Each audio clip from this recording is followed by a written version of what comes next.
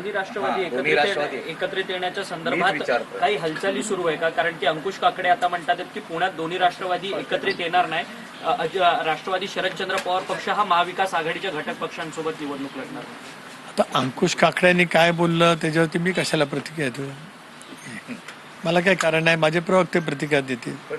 एक मिनिट एका चिन्हावरती निवडणुका लढवायचा किंवा काय? आज आमचे राष्ट्रीय अध्यक्ष अजितदादा पुण्यामध्ये गेले 3 दिवस आहेत. मुलाखती घेण्यापासून कोणाबरोबर ती मित्रपक्ष म्हणून किंवा निवडणूक सोबत घेऊन, मित्रपक्ष नव्हे, निवडणूक कोणाबरोबर ती घेऊन लढवायची या संदर्भातला ते निर्णय त्या ठिकाणी घेत आहेत.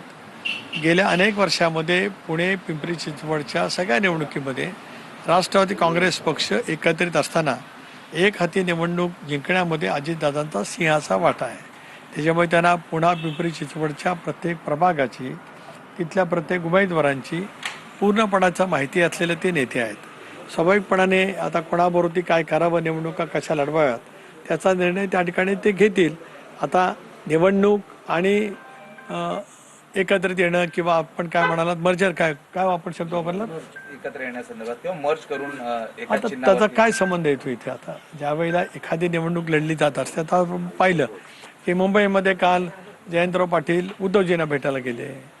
याचा अर्थ तर मविमधला निवडणूक लढवण्यासाठी मुंबईमध्ये पवारसाहेब राष्ट्रवादी काँग्रेस पक्षाचा विचार त्या ठिकाणी स्पष्टपणे दिसतो आहे. अशा ज्या वेळेला वेगवेगळ्या ठिकाणी वेगवेगळी समीकरणं घडतात त्यावेळेला मग मर्जरचा विषय कुठे येतो?